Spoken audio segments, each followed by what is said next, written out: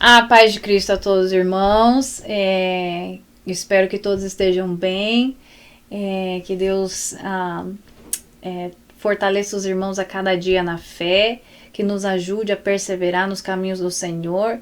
Eu já quero agradecer a todos que assistem os estudos bíblicos que a gente posta aqui no canal, para a edificação da nossa fé, para fortalecimento, né, do nosso espírito em Cristo Jesus.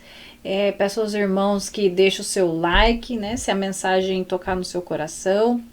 Deixe o seu comentário também e compartilha, né, porque a gente sabe que são tempos difíceis, são tempos em que a guerra parece ter aumentado, então a gente precisa estar fortalecido na palavra de Deus, amém? E antes da gente fazer esses estudos bíblicos, eu e minha mãe, nós oramos, nós buscamos a direção do Senhor, e tudo na direção de Deus, né? Conforme Deus toca nos nossos corações, nós oramos e fazemos a leitura da palavra. Então é tudo feito com amor, para a honra e glória do Senhor, primeiramente, e para a salvação das nossas almas, para que a gente continue nos caminhos do Senhor, para que a gente não desista, né? Para que a gente permaneça crendo e confiando, porque Deus é fiel, e que tudo venha a ser para a glória de Deus. Assim que eu peço para os irmãos fazer a sua parte, compartilhe nas suas redes sociais, para os seus familiares. A gente sabe que quem dá o crescimento é o Senhor, mas nós podemos fazer a nossa parte evangelizando. Se essa palavra tocou no seu coração, da mesma maneira pode tocar o coração de uma pessoa que esteja necessitando ouvir essas palavras, amém? Deus sabe por que pôs essa mensagem nos nossos corações para o estudo de hoje. Assim que eu lhe agradeço a cada subscritor, estou sempre orando por todos os subscritores do canal. Para mim é uma honra, né, que vocês estejam nesse canal. Espero que possam ver os vídeos e, se Deus quiser, nós veremos a glória de Deus aumentar nas nossas vidas, porque esse é o caminho daquele que crê em Cristo. A batalha pode estar forte, mas nós vamos de glória em glória, porque nós temos um Deus que é vitorioso, que nunca perdeu uma batalha. Nós só temos que confiar no Senhor, porque o Senhor sabe a hora certa de levantar a bandeira de vitória sobre as nossas vidas, as nossas casas, a nossa família em Cristo Jesus, porque nós somos amados do Pai, amados do Senhor, e o Senhor seja com cada um de nós, cada dia, no nome de Jesus. Amém. Glória a Deus. Palavra de Deus, eu leio em nome do Pai, do Filho e do Espírito Santo. Amém. Então, alguns dos fariseus e mestres da lei lhe disseram: Mestre, queremos ver um sinal miraculoso feito por ti. Ele respondeu: Uma geração perversa e adúltera pede um sinal miraculoso, mas nenhum sinal lhe será dado, exceto o sinal do profeta Jonás. Pois assim como Jonás esteve 3 dias e 3 noites no ventre de um grande peixe, assim o Filho do Homem ficará 3 dias e 3 noites no coração da terra. Os homens de Nínive se levantarão no juízo com essa geração e a condenarão, pois eles se arrependeram com a pregação de Jonas. E agora está aqui o que é maior do que Jonas. A rainha do sul se levantará no juízo com esta geração e a condenará, pois ela veio dos confins da terra para ouvir a sabedoria de Salomão, e agora está aqui o que é maior do que Salomão. Quando um espírito imundo sai de um homem, presta atenção, quando um espírito imundo sai de um homem, passa por lugares áridos, procurando descanso. Como não o encontra, diz: voltarei para a casa de onde saí. Chegando, encontra a casa desocupada, varrida e em ordem. Então vai e traz consigo outros 7 espíritos piores do que ele, e entrando, passam a viver ali. E o estado final daquele homem torna-se pior do que o primeiro.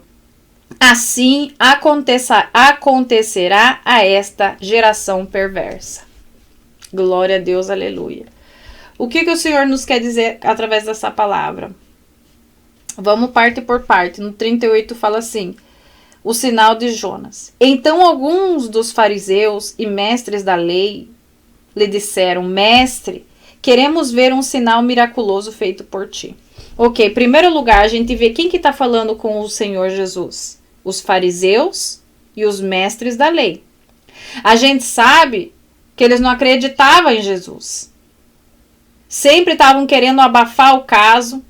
Sempre estavam querendo arrumar uma desculpa para poder prender a Jesus.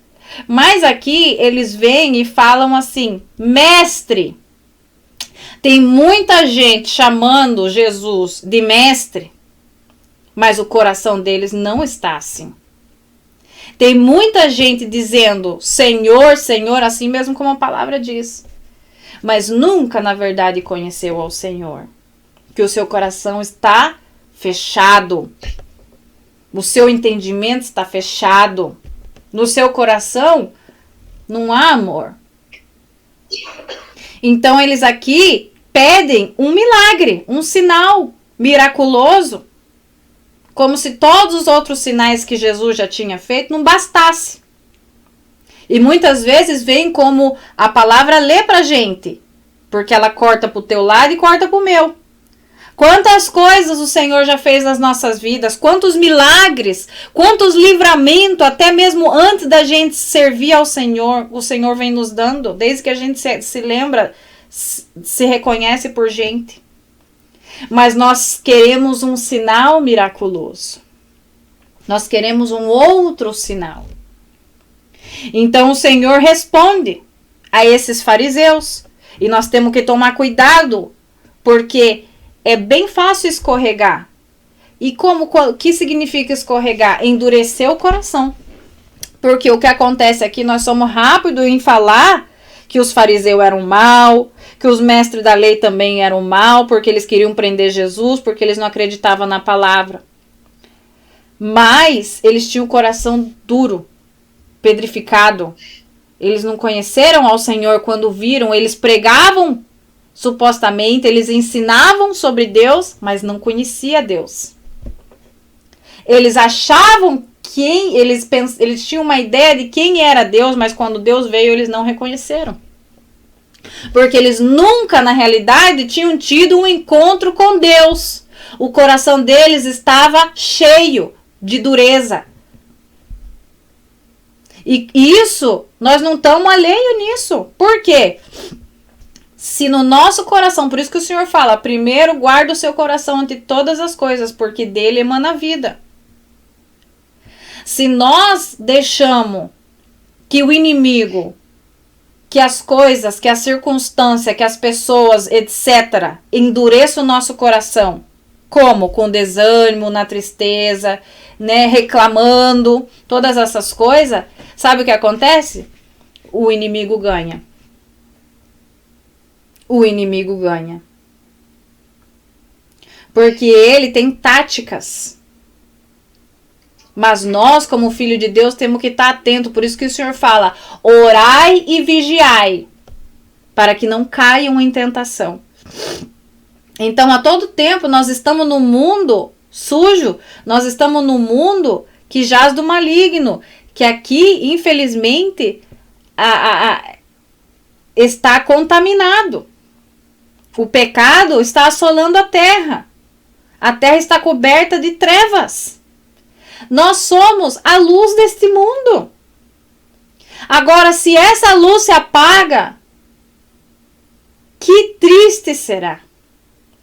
Então, nós vemos coisa diário que nos aborrece, que nos entristece, que nos frustram, mas nós não podemos deixar que a luz de Cristo morra em nós. Como? deixando de ter esperança, deixando de orar, desanimando. Porque, obviamente, essas são as táticas do inimigo. E a carne não coopera. Porque o sentir da carne é contrário do que o espírito quer. Pode ver que o teu coração sabe. O teu coração, quando eu digo o teu espírito, na verdade, é a palavra certa, quer orar. Quando a Dina tá triste, quando eu tô triste, quando nós estamos passando por problema, o teu espírito é sábio porque Deus deu essa sabedoria. Ora, busca o Senhor, confia no Senhor. Não crê naquilo que o inimigo está te dizendo. Não crê naquilo que os teus olhos estão vendo agora, porque isso é uma realidade que vai passar.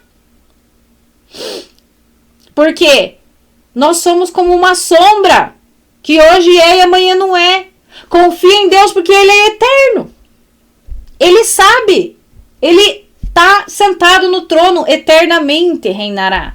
Só que o reino dos céus, já diz, é reino dos céus, porque esse mundo jaz do maligno, governa o príncipe das trevas. Então, há contaminação, há pecado, há morte, há tristeza, há traições, todas essas coisas. Mas aqueles que estão em Cristo, nova criatura são. Tem luz, tem esperança, tem vida eterna. Nós sabemos que nós estamos aqui por um período curto de tempo. E que o sofrimento que a gente passa agora não se compara ao peso da glória postreira. O que quer dizer isso? Que o que a gente vai receber, para onde, o lugar que Deus está preparando para nós não vamos nem lembrar de nada desse sofrimento. Tudo vai ficar para trás, porque isso aqui é num piscar de olho, nós já não estamos mais aqui. Mas a bênção é aqui que nós conseguimos. Como? Perseverando, acreditando, confiando naquele que nos chamou. Porque é fácil confiar quando tudo tá dando certo, quando as coisas vão fluindo, quando tudo parece que vai dar certo, quando já dá indicativa de que, né, a bênção tá chegando. Mas o difícil é você continuar crendo, orando, jejuando, lendo a palavra, quando tudo o que Deus falou tá tudo contrário que você tá vendo. Para os olhos humanos tá impossível, é impossível. Na verdade, você não vê nem saída. E ainda a gente imagina assim, não, mas já do jeito que tá, mesmo se Deus fizesse, eu não vou querer mais. Porque o nosso coração vai se cauterizando, vai endurecendo. E o que Deus tem preparado para aqueles que confiam no Senhor, não tem, a gente não consegue imaginar. Amém? Então a gente tem que proteger o nosso coração e cuidar do Espírito Santo de Deus, que ele mora na gente. Ele se entristece quando a gente fica desse jeito amargurado. Ele sofre com você. Você já não está sozinha, porque você entregou sua vida para Jesus, você pertence a Ele. Então, Ele se preocupa com as suas coisas, Ele se preocupa com você. O que é importante para você é importante para Ele. Ele quer que você confie nele, que você descanse nele. A gente não pode ver o Senhor, mas a gente pode ler. A gente pode escutar o Senhor lendo a palavra. A todo tempo, quando o Senhor te vê triste, quando nos vê triste, agoniado, vai na palavra, Deus vai falar com a gente. Deus fala com a gente, porque Deus não está alheio à nossa situação. E com certeza Ele vai trazer a palavra correta que a gente precisa escutar. Porque o Senhor, Ele é fiel, Ele é Pai. Ele é um Deus de amor e misericórdia. Seja como seja, não importa o estado de ânimo que a gente esteja, claro, a gente sempre busca entrar com alegria na presença do Senhor, com gratidão, mas nem sempre a gente vai estar assim. Nem sempre a gente vai estar com humor, com essa alegria. E Deus sabe, porque Deus está contigo, Ele está vendo as coisas. Então, mesmo triste, às vezes emburrado, às vezes amargurado, entra na presença de Deus. Eu te asseguro que não vai sair da mesma maneira que você entrou. Você entra dessa maneira e sai diferente da presença de Deus. Não tenha pressa quando você está na presença de Deus, principalmente agoniado, para correr para o mundo, para os problemas. Fica ali na presença de Deus, mesmo que sem palavras.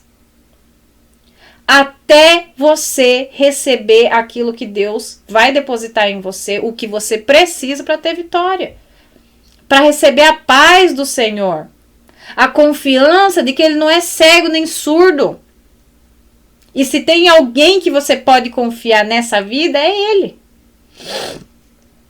Então, o Senhor aqui fala para os mestres da lei, uma geração perversa e adúltera pede um sinal miraculoso.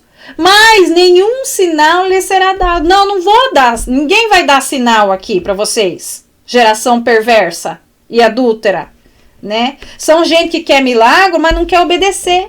São gente que estão cometendo pecado deliberadamente, mas estão aí pedindo milagre, favor, respaldo. Então aqui o Senhor cita o profeta Jonas. Ele fala, mas nenhum sinal lhe será dado, exceto o sinal do profeta Jonas. Pois, assim como Jonas esteve 3 dias e 3 noites no ventre de um grande peixe, assim o Filho do Homem ficará 3 dias e 3 noites no coração da terra. O que quer dizer isso? Ele fez a comparação. Lógico que não se compara o profeta Jonas, ou Jonás, né, do Velho Testamento, que a gente sabe que Deus mandou ele para Nínive para predicar o arrependimento, que o Senhor ia destruir aquele lugar. Ele não quis ir para lá, porque o povo era terrível. Era idolatria, a gente fez o outro dia. O povo era terrível, mal, então ele, né, humanamente falou, melhor que seja destruído. Porque, né, dessa raça perversa, o mundo já tá cheio. Né, Deus me livre, eu não quero pôr palavras, né, ou seja, acrescentar nada, porque a gente não pode na palavra, não tá escrito. Mas o fato é que Jonas não quis ir para lá predicar.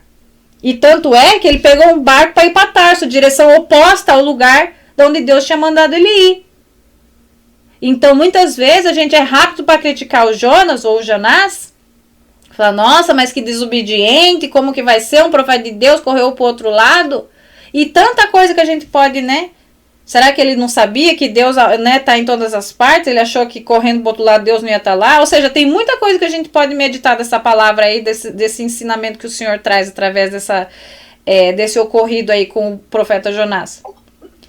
Mas o fato é que ele não quis ir. O povo de Nínive estava terrível, não quis ir predicar. Então ele tomou um barco, foi para Tarso e o Senhor pegou ele lá. Porque o Senhor não tá... não é físico, não é Maringá, não é Curitiba, não é Estados Unidos, não é França, não é Europa, Itália, não é o lugar. Deus está em todas as partes. Então, reconheceu, jogaram ele fora do barco. Né? Ele mesmo admitiu, não, isso aqui tá acontecendo, né? O barco, todo mundo ia morrer. O cara falou, não, o problema é que o Senhor me mandou fazer um negócio, o verdadeiro Deus, e eu não fui. Me joga no mar aí, porque... Né? Porque o problema sou eu. E muitas vezes, a gente, você vê, ele tava... Eu não sei o que passou na cabeça de Jonas, né? Porque ele era um profeta de Deus, ele, obviamente, por ser profeta de Deus, já tinha tido experiência com o Senhor, mas ele realmente não conhecia, né, esse lado de Deus, porque ele foi conhecer daquele jeito, ele teve que ser engolido por um peixe grande para conhecer que Deus é amor, mas é só de justiça. Ele é o juiz justo, e quando Deus manda, tem que fazer. Agora, tanta coisa, você vê, o cara estava disposto até a ser jogado no mar, né? Uma pessoa que de repente, sei lá, tá, né? Vou morrer mesmo. A gente não pode chegar nesse ponto, sabe? De ver as maldades, de ver como tá as coisas e perder toda a esperança. Tem essa parte também que a gente tem que pensar, será que Jonas, né, tava tão desanimado que de repente, né, não, me joga no mar e tá tudo certo. E aí, quando ele foi tragado por esse peixe, Deus permitiu que o peixe tragasse ele. Você acha que ele pensou, agora acabou? Mas eu acho que chegou o momento em que ele mesmo pensou, meu Deus, mas eu ainda tô pensando. Eu tô vivo ou eu tô morto? E quando ele se deparou, ele estava dentro de uma barriga de um peixe, possivelmente uma baleia, ou sei lá que tipo de peixe que era, porque a Bíblia não fala peixe grande. Não, mas se eu tô aqui dentro, eu tô pensando, é porque eu tô vivo. Possivelmente ele se tocou, e aí ele veio e bateu o desespero, Senhor do céu. E aí, ele viu que ele não morreu, Que por mais que ele esperneou, por mais que ele falou me joga do mar, por mais que ele pegou uma passagem e foi ao contrário, andou na direção contrária, quando Deus quer que você faça uma coisa, meu filho, não tem quem impeça, nem você mesmo.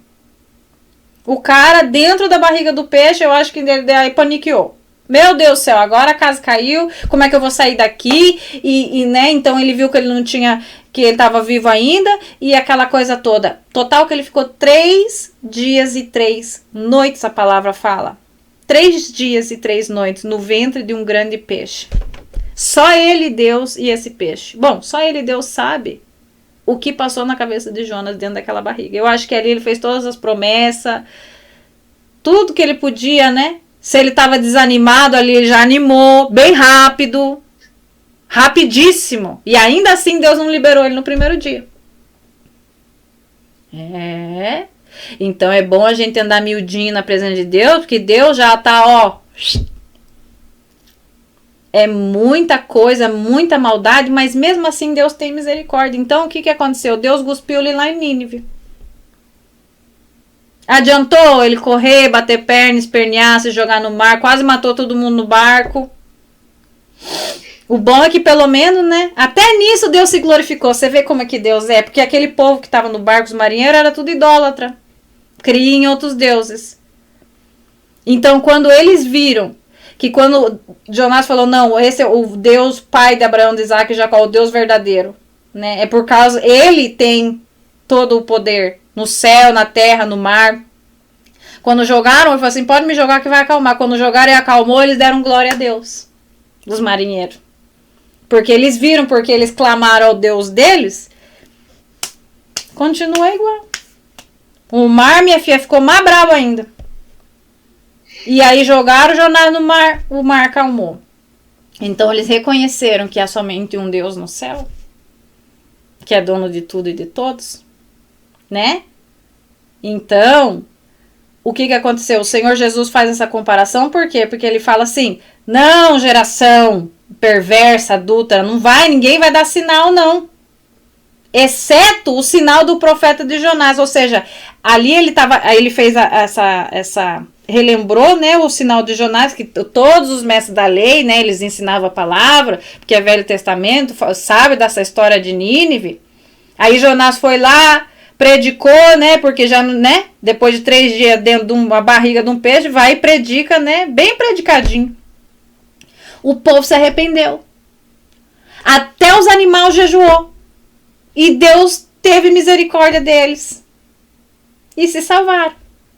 Um povo perverso, um povo que estava na idolatria, na fornicação, no adultério e e a gente sabe como é que estava. Homem com homem, com mulher, aquela coisa terrível. Mas se arrependeram. Olharam para o céu, lembraram e Deus perdoou. Né? Então, Jesus fala assim, pois assim como Jonás esteve 3 dias e 3 noites no ventre de um grande peixe, assim o Filho do Homem ficará 3 dias e 3 noites no coração da terra. A crucificação do nosso Senhor Jesus. Mas dessa vez, para pagar pelos meus e os seus pecados. Jesus desceu no coração da terra, como diz a palavra aqui. Então, similar ao que, né? Ou seja, não similar, não a mesma coisa, obviamente, mas esse é o sinal. Se eles queriam um sinal, esse seria o sinal que eles tinham que crer na crucificação, no que Jesus fez naquela cruz, no que ele faria, no caso aqui, porque ainda Jesus estava falando, né? Nesse sinal, ou seja, não tinha acontecido. Mas esse seria o sinal que Deus lhes daria, nenhum outro. Então, o que significa isso para nós?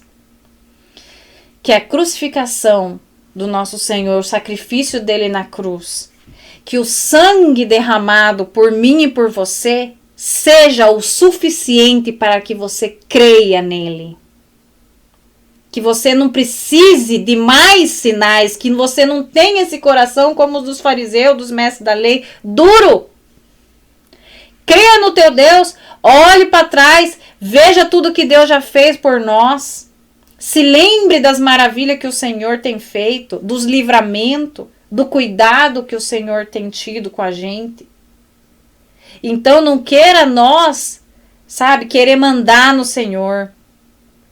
Simplesmente olhe para a cruz. Esse é o sinal que você precisa. E eu e você e todo mundo que crê no Senhor e aqueles que virão. Lembre disso a diário. Todos os dias. Esse é o sinal que te vai sustentar até o dia em que o Senhor vier te buscar. Não precisa mais nada. Esse foi o sacrifício perfeito. Jesus morreu naquela cruz por mim e por você. Ele não reclamou. Ele sofreu toda aquela dor para que hoje eu e você pudéssemos ser livres. Livre de amargura, livre de ansiedade, livre da tristeza, livre da depressão. Deus não quer que a gente viva nesse estado, porque Ele nos deu autoridade, porque Ele venceu na cruz do Calvário, e Ele deu isso para mim e para você.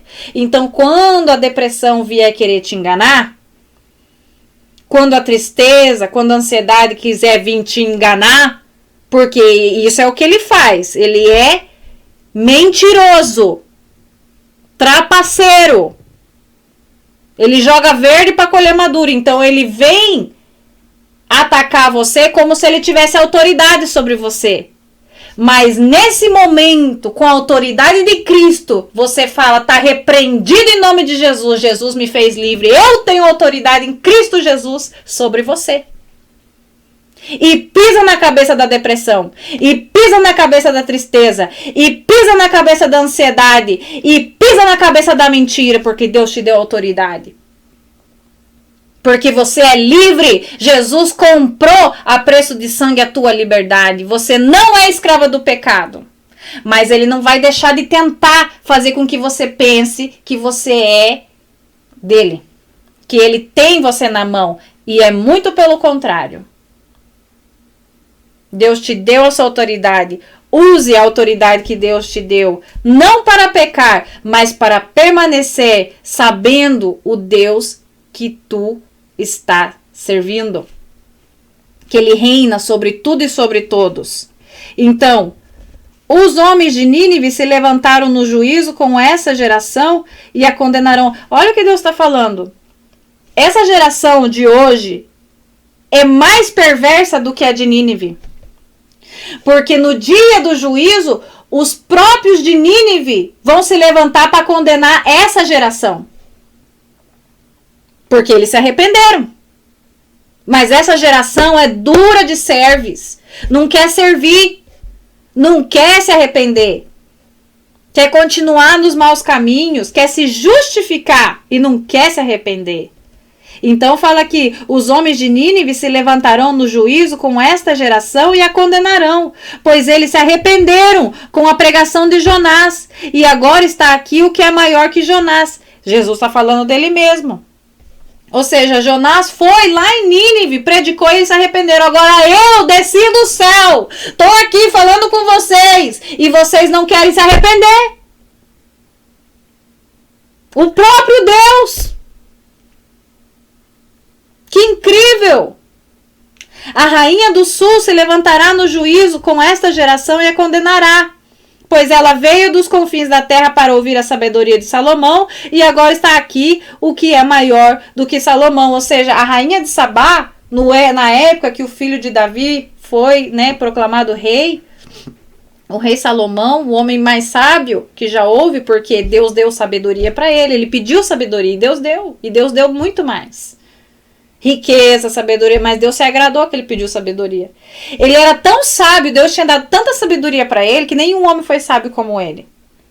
Que veio uma rainha, porque ela tinha ouvido falar da fama de Salomão, e ela foi ver com ele, porque ela queria conhecer esse homem que todo mundo falava que era tão sábio.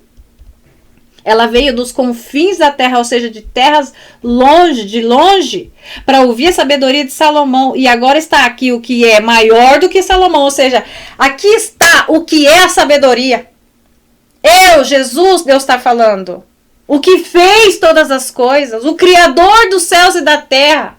do ser humano, da água, do peixe, de tudo que há. Eu vim do céu, eu sou o pão do céu, eu sou a sabedoria, eu tô aqui. Mas vocês, a rainha de Sabá foi lá conhecer o homem Salomão, que eu lhe dei sabedoria, agora está aqui, o que é maior do que ele, e vocês estão pedindo sinal. Que coisa, essa palavra, uau, realmente, eu tô recebendo. Porque essa palavra primeiro corta pro meu lado. A gente duvida demais. E o próprio Deus está falando com a gente. Agora, olha essa conotação que é muito importante. O que acontece? Quando um espírito imundo, ou seja, quando um demônio, né, em outros términos, sai de um homem, quando Deus liberta um homem, passa por lugares áridos procurando descanso. Porque nós somos casa, nós somos templo.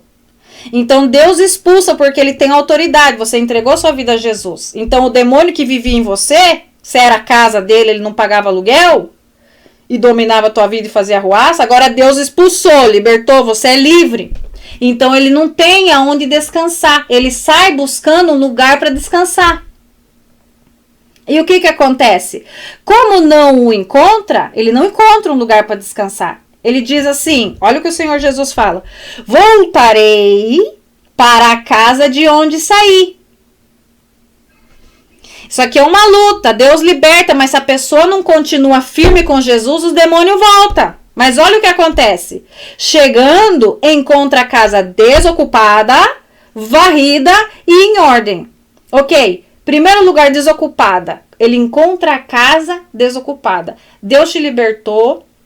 Você é livre, o demônio saiu, foi buscar outro, não conseguiu, agora ele volta porque ele conhece você. Você era a casa dele. Ele volta querendo entrar dentro de você. Ele entra porque ele encontra a casa desocupada. Por quê? Porque o Espírito Santo já não está em você. Porque o Espírito Santo é o teu protetor. Ele é o teu guardador. Ele é o teu muro de fogo. Quando a pessoa que tem a Jesus Cristo, demônio vem querer bater os demônios que antes moravam em você, quem abre a porta é Jesus Cristo de Nazaré e eles saem correndo. Você está entendendo? O privilégio de servir a Cristo, que não é pouca coisa. Mas o que acontece? A pessoa que deixa de orar, a pessoa que deixa de buscar o Senhor, por quê? O inimigo vai continuar nas táticas de guerra. Ele vai desanimar você. Porque ele não consegue entrar em você. Então ele vai te vencer no cansaço. No desânimo. Na circunstância. Ele vai usar os vasos, as casas que ele ainda tem domínio. Agora ele não vai usar um domínio, uma casa que é uma pessoa que você não, né? Não tem contato. Não, ele vai usar aqueles que estão perto de você. Porque ele quer atingir. Ou seja, uma bomba. Ou seja, uma arma, quanto mais perto, mais fere, né? Entendeu? Então, voltarei para a casa de onde saí. Chegando, encontra a casa desocupada, né? Porque aí agora deixou de buscar, desanimou. Isso é tudo ilusão, O Espírito Santo foi embora. Varrida. Por que varrida? Porque Deus, quando habita em você, ele deixa tudo limpinho. Deus é tão maravilhoso. Porque ele, quando vai fazer morada em você, ele limpa. Tira tudo que tá sujo, limpa as paredes, limpa a privada, né? Digamos assim, uma casa. Deixa tudo limpinho. Antes estava tudo remelecado, porque os demônios são arruaceiros, são que nem porco. Jesus não. Jesus varre, deixa limpinho, cheirosinho, deixa bonita, decorada, adornada.